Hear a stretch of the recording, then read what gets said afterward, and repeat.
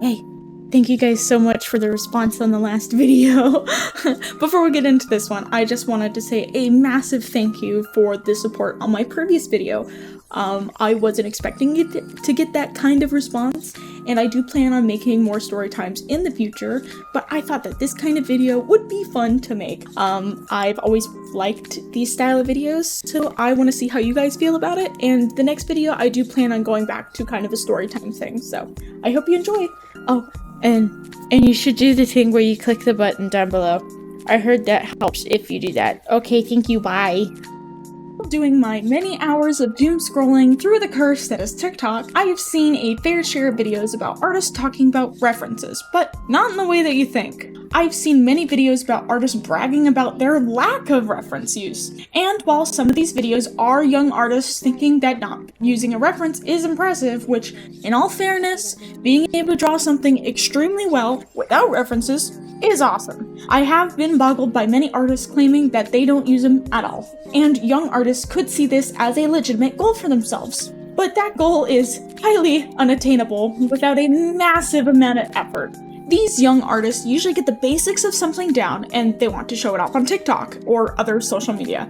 The issue with this is that people have gotten really comfortable about saying what they want on social media. This leads to many younger artists being bullied off of platforms in the name of art lore. Honestly, I don't really understand art lore, specifically the kind of art lore where people gang up on young artists for very basic art things like, oh look, I can draw a hand, and people be like, that hand sucks, boo, art lore. But the ones with very bizarre concepts I can understand. But, for example, the ones I don't understand, the art lore with the character with their eyes that were just a little too high up on the head, yeah, people got upset about that. But we've all had bad art phases. Like, I would have had art lore made about myself because why are these heads so big? And I bet about 90% of you watching this video would have had art lore made on them if, TikTok was around during 2014, 2015, which we didn't have TikTok, we had Musical.ly. But I have gotten horribly off topic. So let's get back to what I was originally talking about. Why do people act like references are a bad thing? I've seen artists over the years claim that references are cheating. According to them, you should have a database of knowledge all in your head at all times of the day to pull from, right? That's just not how it works. So in today's video, I'm going to be talking about the importance of references and why, no, references are not cheating. And anyone who says that is a little poopy butthole. Just kidding, we aren't mean around here. At least I try not to be. But before we get into chapter 1, let's quickly talk about what I am drawing in the background. This drawing is a redrawing of some fan art I did of Masky during 2015. I was pretty big into creepypasta then, and I didn't believe in myself to have the artistic ability to do dynamic pieces. So this redraw is less of a one-to-one and more of what drawing would younger me be blown away by. Hence the atmospheric lighting, a quick background, and a full body shot, and of course, a dynamic pose. And the point of this video is to talk about why references aren't cheating. So in this illustration, I use a lot of references, including a kind of referencing I normally don't do, but I think it's important to do when you're struggling. So what I did was I went into Clip Studio Paint and grabbed the very basic male model, and I made the pose myself, and I decided I was going to use it as a direct reference. And a direct reference is where you use the image and draw a basic layout on top. This is different from tracing, and I'll get into that later. But I will adjust it to my style as Clip Studio Paint's models are based more on anime proportions. So I adjust accordingly. I usually use references indirectly, where I have them off screen and I kind of grab elements from them. Like if a character is crouching, I don't trace directly over it. I try and use my prior knowledge and incorporate it myself. And if I really can't get it, I use direct referencing. But I figured with the topic of this video, this would be an easy way to show how references are helpful. As with all my art pieces, I always use reference, but they're usually shown off screen, or if I'm doing a drawing on my iPad, I use my phone. Anyways, now that we've gotten into all of that, let's hop into chapter 1. I figured the best place to start with this discussion is what exactly is a reference. And according to cclevy.com, a reference can come in many different forms, but they are used as a tool to help artists study and understand the subject's shapes, forms, and other characteristics. These subjects can be three-dimensional or two-dimensional. You know, that seems pretty basic. Bet a lot of you knew that already. But some people don't see references as a form of study, remember? Well, according to the definition, they are. When you take an art class or even go to an art school, a lot of what you learn early on isn't about your specialized field. It is about life drawing and studying, where you have to sit in a circle, look at some fruit on a table, or a human model, clothed, or if you're unlucky, naked, and draw what you see directly in front of you. And the reason why you do this is because you are learning how to draw these specific things using references. You are incorporating these forms and shapes into your memory. The more you do it, the better you'll be at it. The better you are at it, the less references you'll need in the future. That's the one thing where if you work really hard and use references, there are some things you will be able to draw without references. But, you know, you aren't just sitting in the same spot each time. The reason why you're sitting in a circle is because you aren't just practicing one angle. You are forced to learn how to draw the subject matter from every different angle. One day you may be looking at a model from the front, another day you may be looking at its back. And you know what? I am very guilty at practicing just one angle. But once you start doing this practice and study, you'll start to form a basic understanding of what you are drawing in the moment. But you will also be able to take that understanding and apply it to other works that you do. But Raspberry, I want to draw cartoons or anime. Don't think these tips don't apply to you. What a lot of professional artists say is that you should practice the basics and learn to break them later. The actual artist that taught me this tip is Kazu. He does the Amulet graphic novel series, and we had a little convention in town and he came up to it and we talked and he actually told me this rule, which is how I started learning to study and use references. Because during the era of DeviantArt, oh my god, dare you use a reference, you got shamed. I've grown out of that. And hearing a professional artist tell me that references are good, it helped a lot. Anyways, I'm off topic again. So let's go back to the anime thing. Let's say you are an anime artist and you want to draw someone surfing on a surfboard with a pretty big wave behind them. Well, you could imagine it from the top of your head of what it would look like, because you know what proportions in real life and anime are very different.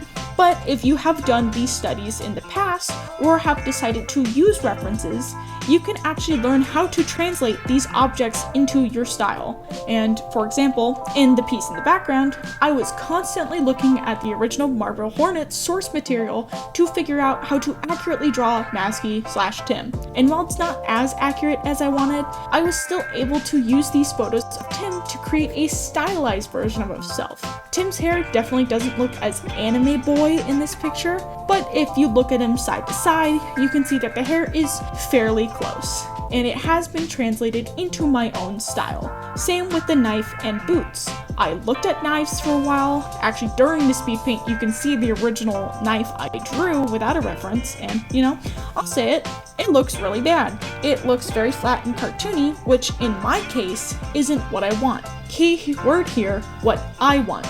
Every artist is different.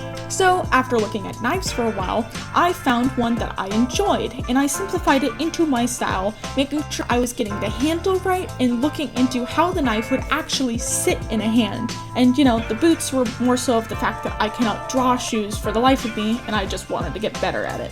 So when you are drawing, let's go back to that anime piece, when you are drawing them on a surfboard, if you do it from memory, do you know what proper surfboarding posture is? Do you know how big they would be relative to the surfboard?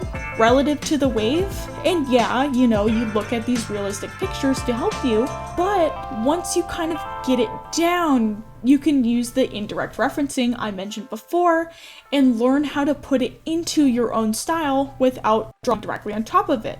And if you need the help with drawing directly on top of it, you can draw a very basic skeleton and work off of there. And I use all of those techniques with the piece in the background. I use references to improve. I observed the form and broke it down to translate it into my style. So when it comes down to, oh, I draw in an anime style, or oh, I draw in a cartoon style, it does not matter. It's actually better for you to use references because you will get much better at learning how to translate these things into your own style. So I'm gonna go ahead and use the boot as an example to kind of talk through what I mean. So since I used anime as an example before, let's go ahead and use a cartoon style here. So let's say you want your character to be wearing this really cool gothic boot. Well, it's a real object and it has too many details for your style. So let's go ahead and break it down. The majority of this boot would be broken down into a tube for the top, a square for the sole and heel, and I would say a semicircle here. All these buckles can be used as rectangles, and bam!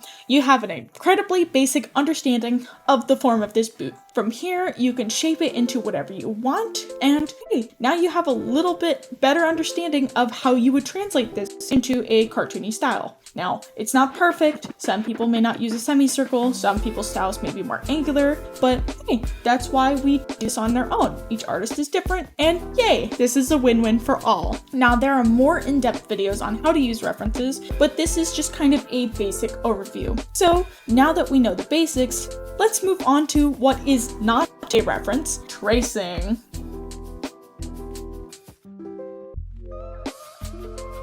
Now, some may consider what I did at the beginning of this speed paint tracing. Tracing is the act of literally drawing over something line for line. Some cases it can be good, some cases it can be bad.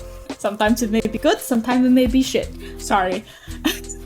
Art theft has been a plague in the community for a very long time, so usually what it's end up chalking down to is that tracing equals bad. But I think if tracing is used to draw over someone's work and you take credit for that, that's bad. But you can use tracing in an artistically healthy way. You can trace over your subjects directly and use it as a reference yourself. I've done this with drawings in the past, and actually in a recent drawing. This Brook piece I did, I actually traced over an actual hand and a piano because I just couldn't understand the shapes to them. And you know, through that experience, I've learned a little bit more about hand anatomy, but sometimes directly tracing over something is just the best option. I redrew that hand about 3 or 4 times and I was just not able to get it. But notice how I don't use fan art or illustration. I use stock photos of real people. I am not just directly tracing over something in a similar style to mine.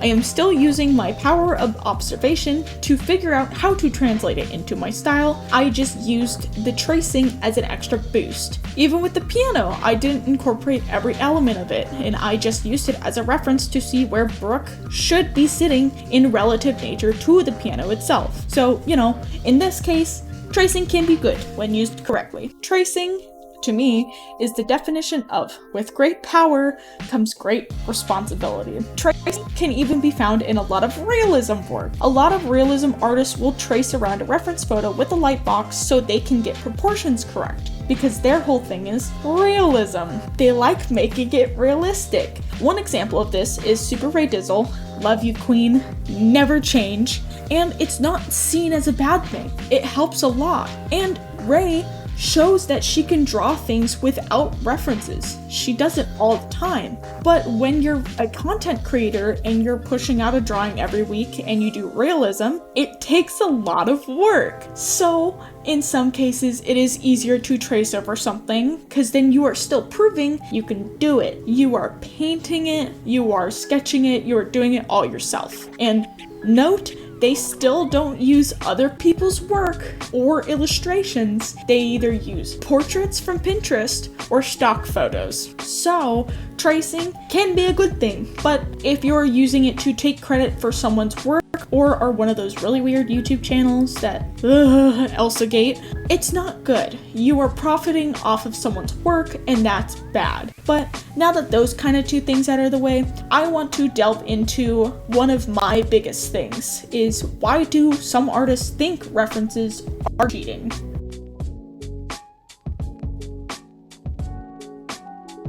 Now that we have gone over why references are good, what causes people to think that, using references are bad? Now, everyone has differing opinions on everything, including artists. And in this case, some of these artists use their lack of reference use to stir some fear in the community. And this isn't like, oh God, I'm gonna get banned if I use a reference. But they instill a feeling of, I'm not gonna be good enough if I use references. And I couldn't find the first case of someone actually saying this. I have been told this, and it's mostly because people treat art like other skills. I'm gonna go ahead and use an instrument as an example because I have played instruments in the past. You learn the basics of the instruments, the notes, scales, what all the notations on the staff means, and you can kind of just create things from your brain directly with very little outside help. You have everything you need to start making music, and that can be a very poor example, but that's how I learned to play instruments at least. But when it comes to art, you are constantly having to create new things each time. You aren't just given a book of how to art with absolutely everything that you need. You have the ability to create anything, but using that ability is hard. You constantly need to observe the world around you, break down shapes and forms of subjects just to get a chance how to learn that object. If you want to learn how to draw a car, you have to break down the form. Now that you have the form broken down, how do you color that in? How do you translate that to your own style? How is it proportionately related to how people sit in a car? Things like that.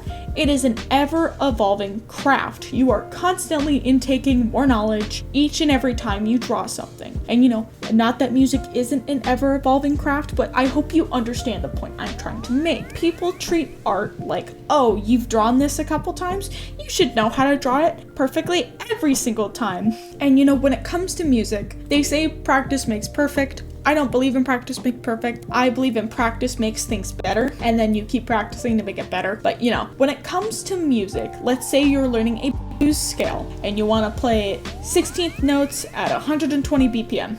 You practice that, and after a few times you start getting it, and then all of a sudden you can just kind of whip out a blues scale at 120 BPM with 16th notes. With art, you could draw a person over and over and over and over again, and you'll get closer each time, but it takes much longer for you to be able to draw that person without being like, where did the eyes properly sit again? Oh, but how would the light reflect here? Things like that. So, sorry for another little tangent, but let's get back on track. So some artists think like how you do any other craft, and they are able to work without references. But I've noticed that some of these people push that agenda onto others, making artists feel bad that they use references, saying it ruins your art and reputation. And as I mentioned earlier in the video, I actually didn't use references for a while when I started art because I saw this on DeviantArt almost everywhere I turned. It's gotten a lot better now, but at least in the communities I was in, people didn't like referencing. Now, there are other reasons why artists may be afraid to use references, and the bigger one is that they may think that using a reference is stealing. When you use a reference, you are making reference to the subject matter. Some people may see this as stealing the original photo. Remember when clothing and pose theft was a big thing in the art community? It's kind of that in a similar sense. And while you can't steal a pose, and when you're using a reference, you are using your own take on the pose, don't worry about it, it can feel like you are stealing this direct image, which is why tracing is a thing. That is when you're stealing the direct image. You are not. You are transforming this image into your own piece, either by drawing your own original character, drawing fan art of someone, or directly trying to translate that reference into your own style as a study.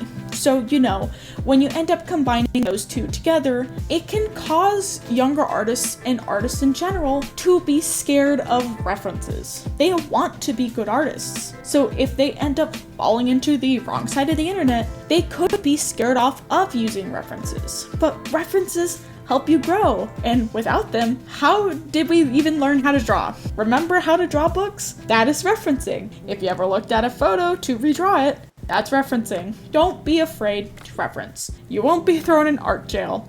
Art jail is for the creeps on the internet, and you know, you don't want to be in there with them. But I have one more chapter for this video, and that is, what are the best references to use?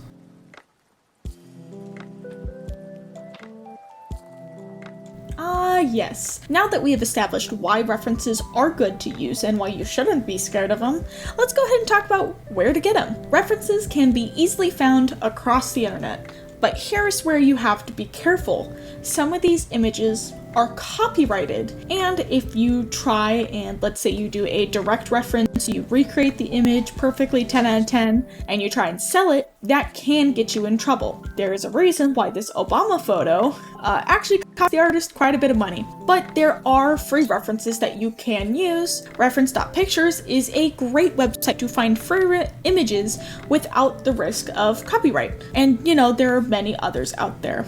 But the best references to use are your own.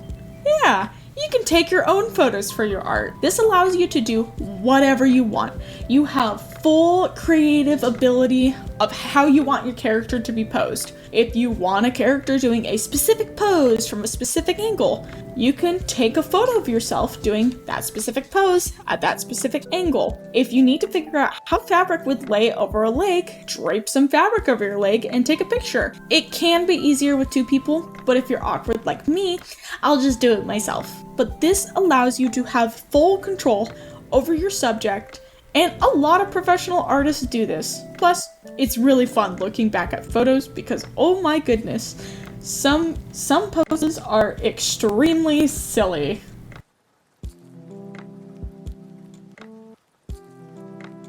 And that is the conclusion to this video. I hope you found it entertaining or educational in some way. I hope you got something out of it, even if it was just a, oh cool, I can take my own references, or just, haha, that's funny. People think that, But this was a fun topic to delve into and allowed me to reminisce about my older art days. Holy cow, people were brutal. But I hope you all enjoyed the video, and hey, thank you for sticking around. I want to also say thank you for my first video.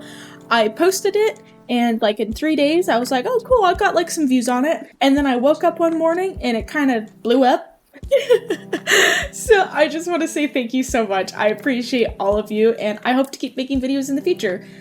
Feel free to check out any other social media below. I have an Instagram and I have a TikTok. I mostly post my art there, so you won't hear me talk on there. So if you like seeing just little art things, feel free to check them out. But anyways, thank you for watching the video. I hope you all have a great day, and hey, I hope your art journey gets better. See ya!